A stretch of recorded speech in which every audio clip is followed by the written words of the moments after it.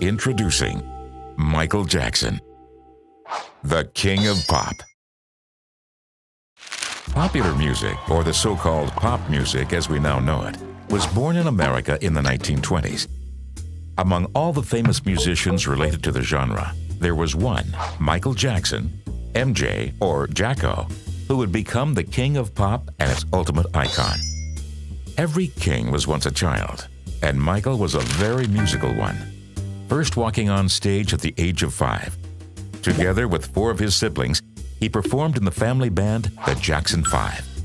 It was a very hard time for black artists to record and perform their own music because of the racial barriers that existed within society. But record companies like the Motown label created hope. The company was one of the most important soul labels, owned by an African-American, Berry Gordy. It established the soul pop Motown sound and was famous for its factory-like production of hits.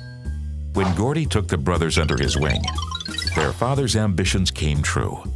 The band was soon to be seen on tours, recording an album with superstar Diana Ross, and even creating its self-titled cartoon show.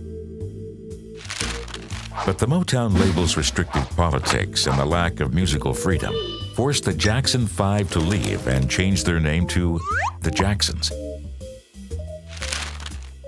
Meanwhile, Michael started performing his own songs with the producer Quincy Jones.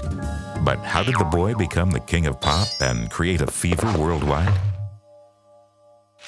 First of all, his unique voice and distinct vocal hiccup singing technique were one of a kind. His passions for beatboxing and imitating various instruments, as well as his habit of recording music while composing, were really unusual at the time. This innovative thinking turned Michael's performance into art, with new haircuts, costumes, and attributes. Together with his unique dance style and the moonwalk move, he became an icon. The King was a record breaker.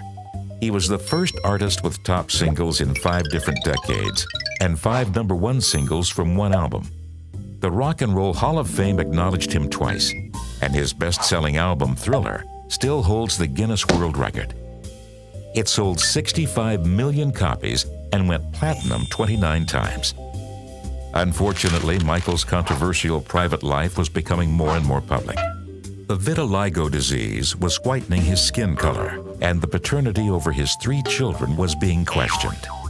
So was also the close contact he was having with children at his own fantasy-themed ranch, Neverland. This public discontent escalated to a long-lasting trial due to rumors of child sexual abuse. Michael was cleared of all charges, but that case damaged his reputation for the years to come. He died at the age of 50 from a heart attack caused by prescription drugs, leaving a lot of unanswered questions and worldwide grief. Around 35 million of his albums were sold the following year. Even after his death, the King of Pop continues to break records as one of history's top-earning dead celebrities. The King may be dead, but let the pop live on.